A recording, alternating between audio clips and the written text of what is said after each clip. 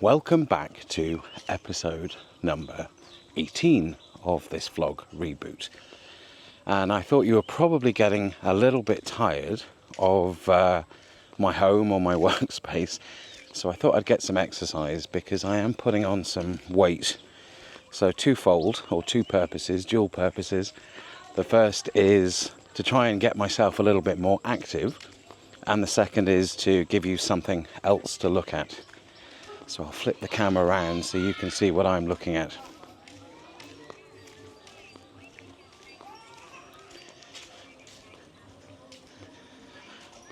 So this is not far from my new home, and I feel like I'm in a completely different place, to be honest. It is quite different from the house that I had before out near the Angkor Wat temple complex. So it's actually quite peaceful and quite remote, which is just what I need to make some of these videos, and also to go for a bit of a walk to lose some of this belly fat. But yeah, there's some awesome little places, you know, hidden out in the back streets of Siem Reap. I don't know where this is going. I think that might be going to someone's house or resort. But what I thought I would do for this video is turn the table slightly on one of my previous videos where I talked about the 3 reasons that I chose Cambodia, and talk a little bit more about perhaps 3 reasons that you shouldn't choose Cambodia, or that perhaps Cambodia isn't right for you. So this is, firstly, as a disclaimer, this is not really personal, or these are not my feelings, but the feelings of colleagues and people that I've worked with over the time, and some of the frustrations that have bubbled to the surface that have made them ultimately choose that Cambodia was not right for them. So I thought this would be quite an interesting video for you to present the flip side of the Cambodian experience. So the 3 reasons why Cambodia might not be the right choice for you in terms of finding your forever home, or where you choose to base yourself. So I thought this would be quite interesting.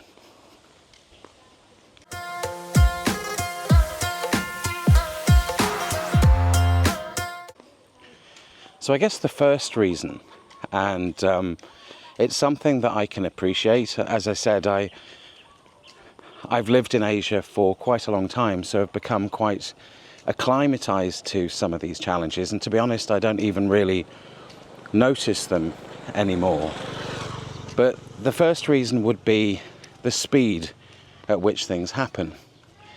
And if you're coming from the West, where you're used to a fairly speedy resolution of any issues that you face, or any challenges, or even just day-to-day tasks and how quickly they get to be accomplished and finished, Cambodia might be slightly frustrating because it does move at its own pace.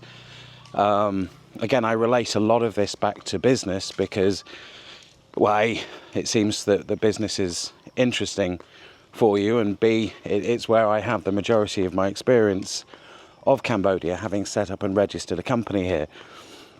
But things do take a long time to happen, a really long time. So I remember when I set up the company, it was really challenging to get anyone to complete some of the tasks that were necessary for the finalization of the company formation.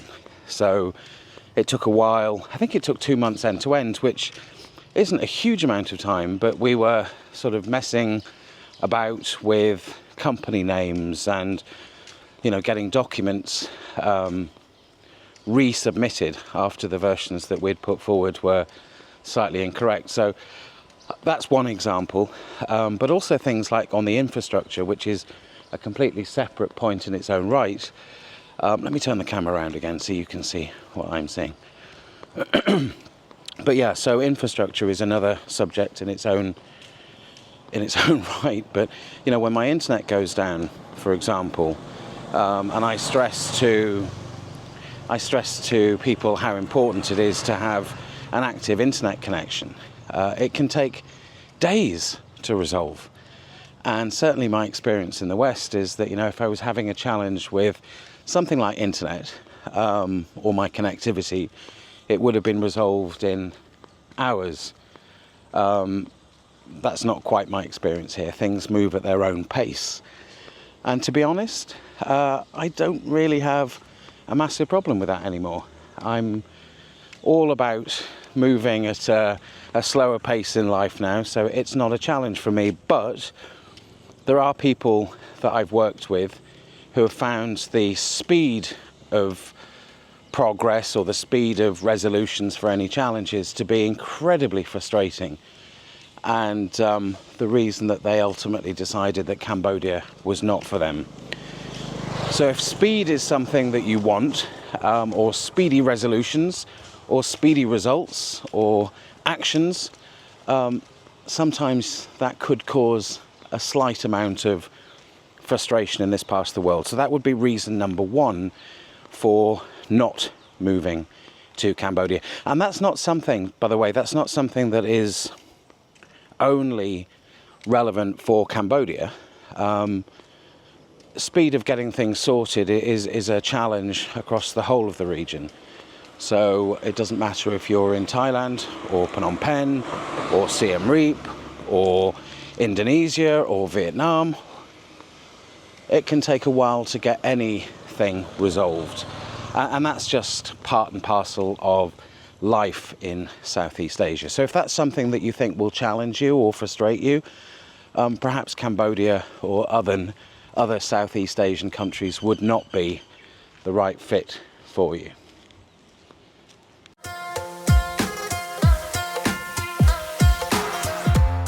God, they say mad dogs and Englishmen. I think I must be crazy going out for a walk in the midday sun. But it's all good exercise.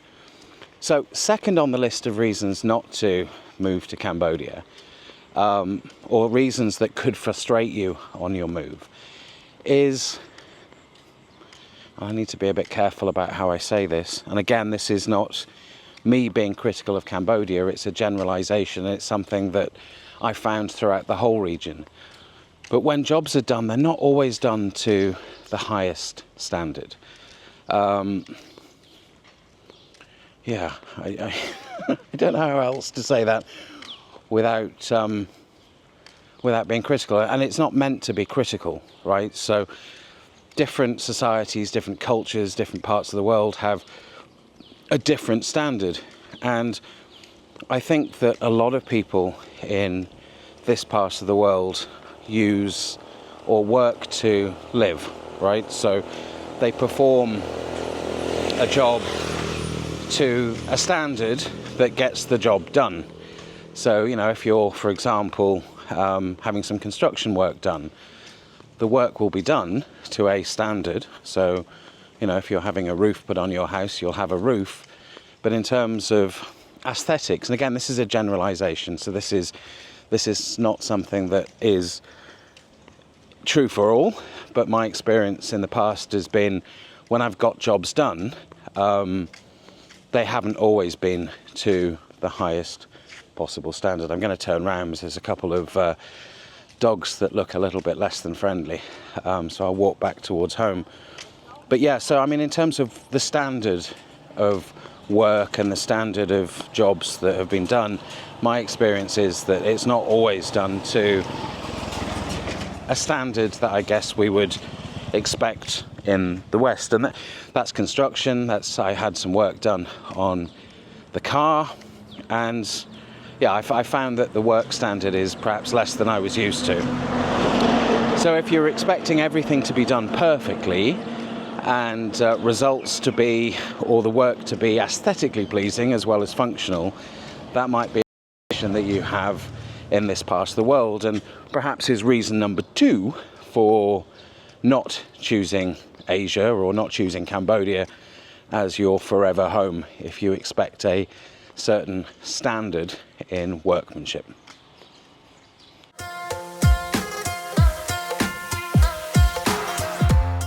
So the third, and this list isn't exhaustive, by the way, so I mean there's plenty more examples, but the third biggest reason, or the third frustration that I've seen amongst colleagues and friends and people that I've worked with, is communication. And this is kind of a funny one, right? Because we're actually living in a country where English is not the native language. So how can you be frustrated and irritated by challenges in communication if you don't make the effort to learn the local language? I remember, and this isn't Cambodian related, but I remember my mother getting incredibly frustrated every time she came out to Thailand to visit me and my family. And I kept pointing out to my mother that she really shouldn't get frustrated about the lack of or the challenges with communication when she doesn't speak Thai. But regardless, her frustration levels never seem to drop to a tolerant level. So I would say that communication is a challenge, both day-to-day communication. So if you don't have the language ability, the native language ability, or the Khmer, to be able to communicate what you want or what you're thinking, just day-to-day activities and day-to-day living can be quite challenging. From a business level, that takes it to another level altogether. And whilst I found some incredibly strong employees or people that work with a business in their English speaking abilities, I have found that it takes a long time and it's really important to clearly communicate on what jobs or what tasks need doing, particularly when it comes to project-based activities. So, for example, we have a project at the moment on the graphic side or on the design side to create some digital content for e-com marketplaces in Europe, and the brief was submitted through to the team, but the brief was quite complicated and quite involved. And when you're dealing with brands, it's super important, obviously, that the output is on point with their brand identity and brand values. So even though the brief was fairly detailed and it was toned down in terms of complexity of language used, it was still quite challenging for colleagues to understand exactly what is required. So, in this instance, and something that we do for every project or every task that is allocated, is make sure that we try and spend time one-on-one to really communicate exactly what's required. So, and that generally works, and certainly as people have more experience and have more dealings with Western brands, and that they come to understand and appreciate a little bit more what the required work output is, which is great. But for others, and again, just to reinforce, I've made Cambodia my home. I absolutely love it here, even if I am getting a little bit hot and sweaty, but this is my home, so these frustrations don't really apply to me. But I know that the communication issue has caused people to become very frustrated, and occasionally people make the assumption that someone understands something and they're just deliberately choosing not to act on what's been instructed or what's been asked of them. But quite often I found that it is just down to understanding, and people are doing what they think is required of them, and that can sometimes be misconstrued by people to think that others are being difficult, and that's not the case at all. It literally is down to a lack of understanding. But that's the third reason, the communication and the ability for locals to really understand what it is that is being asked of them or communicated with them. And that is, again, something that an issue for us than than locals because we live in and choose to live in Cambodia, but that can be a frustration for others that are considering making Cambodia or any part of Southeast Asia or any non-English speaking country their home.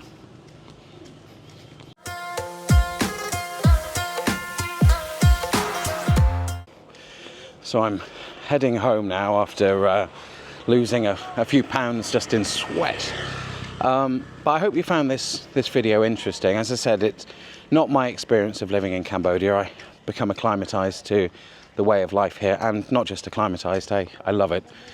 And it allows me to live a far more fulfilling and rewarding life. But I thought these would be 3 useful observations to share with people who are perhaps considering moving to Cambodia or any part of Southeast Asia. Things that might challenge your sanity and your patience, and worth considering when thinking about the move. So until next time, thank you very much for joining, and I will speak to you soon. Bye.